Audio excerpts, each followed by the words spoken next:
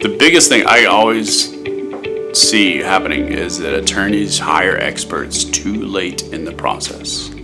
Thankfully, we can be consulting experts and never be disclosed to the other side. And I always tell attorneys who want to work with us, they might come, I might have a case, or I'm deciding whether I need an expert. And I always want to tell them, let us help you make that decision.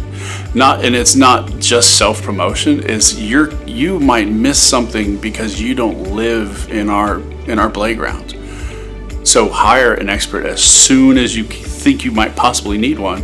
And a good expert will tell you, you don't need me. And that was another thing that differentiates us in that. But we've told clients, you don't need us, or you need to settle immediately.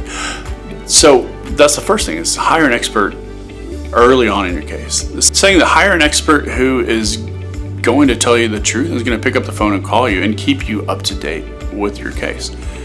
Because we're spending your client's money, you're spending your client's money. If there's a point in the case where your client probably needs to consider a settlement agreement, we want your client to know that before they've spent a ton of money on us and on you and things like that.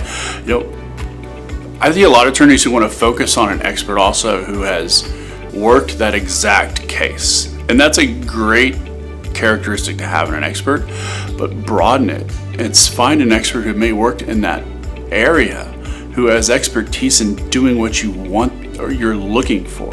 So if you have an expert, if you're a defendant in a case, find an expert who has a history of challenging the other expert, because your defense expert's job is to challenge the plaintiff's experts.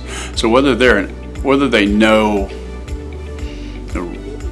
women's retail through and through is important, but what's important is, can they understand what the other side is saying and find the holes in their argument, which is much more important to have that expert challenged than to have someone who understands the intricacies of X industry.